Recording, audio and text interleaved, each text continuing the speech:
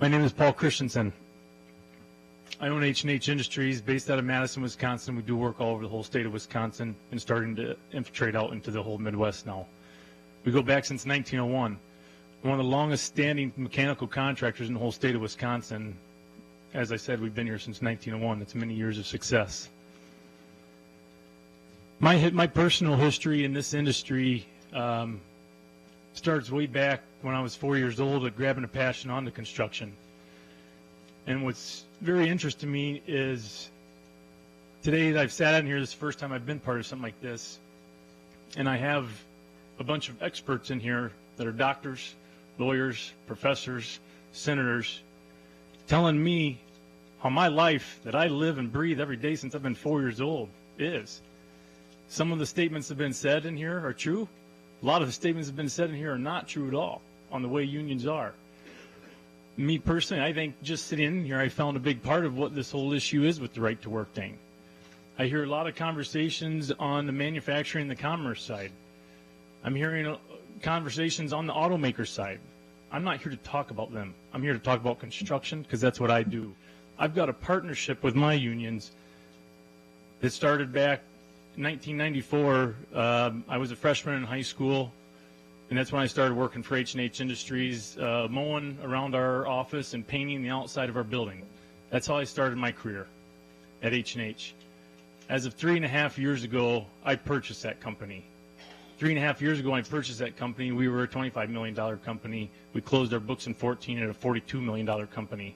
That's the rate of growth we're growing at right now because I'm a very young and aggressive businessman. And I want to continue going down that same track of that freight train that we've been moving. But I will guarantee if this passes, it's going to slow that track down. Will it kill me? Absolutely not. Because in the state of Wisconsin, what is beautiful about the state is we already do have a choice. We have a choice to be union and non-union. I had a choice when I bought the company 3.5 years ago that I worked for 16 years before I bought the company.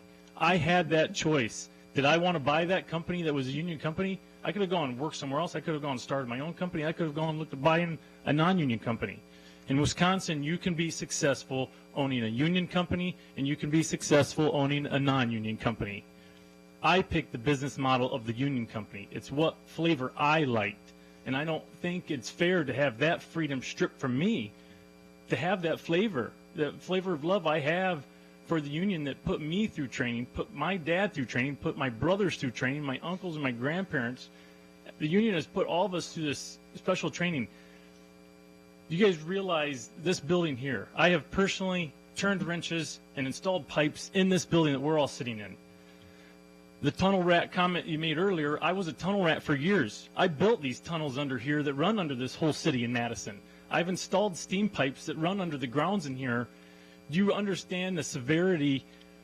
Did you guys hear in New York a couple years ago, or whatever, when the steam lines blow up? Do you guys understand? Steam is the first thing I have seen in my life that comes as close to much power as Mother Nature has.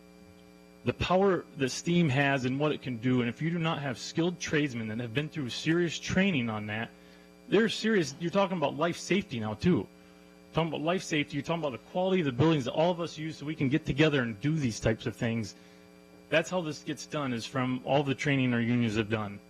What I have been confused with is, I will sit here and admit, I have voted Republican since I've been of the age to vote. I have supported the Republican Party because of what they have sold me on, as government does not belong in private sector business. They've sold me on that stance, and I've supported them on that, so I've voted for them. But now they're getting involved in my private sector business that I've supported them on being with.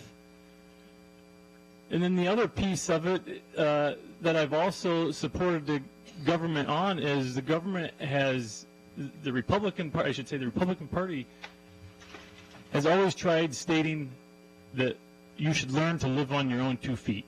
You should know how to stand up and live on your 2 feet. Your own 2 feet. That's the way I was raised by my father, who was my role model, and that's the way I've listened to the Republican Party. Stand on your own 2 feet. How many people do we have to subsidize in this world before it's going to wreck the world?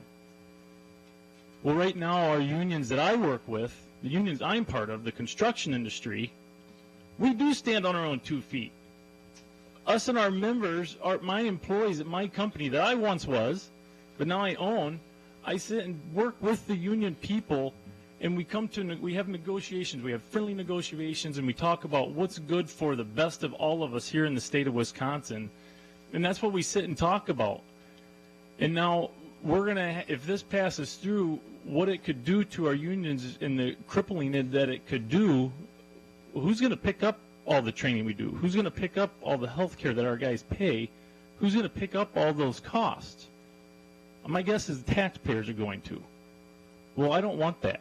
I want to stand on my own 2 feet. I don't want to have taxpayers pay me for something I need to do in my job. I want to stand on my own 2 feet and do it myself. That's the way I've been raised, and it's the way I'll always be, and I'll fight it tooth and nail.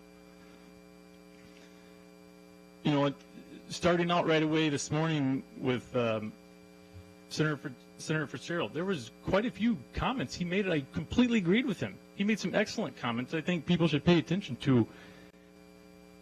He also stated and said that the state of Wisconsin has been status quo for many years with this union, and it's worked very well. He said that. It's worked very well. Why are we changing what's worked very well? Why are we? What benefit or perk is the construction industry? I'm not talking the other unions, but my unions that I deal with, what benefit or perk are we going to see from this change? Because all I see is a lot of negatives. I don't have a script that I'm following. I'm talking from my heart. And I said to my wife, I said, I really wish I knew what they think some of these cons are going to be. I've got a family of 3 kids, 3 boys. I've got a wife. I own a company. I coach all kinds of sports in the Oregon School District for my kids for free where I volunteer. I don't have a lot of time to watch news and politics, so I don't get the opportunity to see that stuff. So how I learn my news and politics is I speak to people. I speak to people at my company. I speak to people in my community. I speak to people on 8 of the different boards I sit on throughout the community. That's how I learn what's going on in this world. I don't learn by watching TV and stuff. I have not heard one person that I associate with, and I associate with all construction people. That's my life. That's my bread and butter.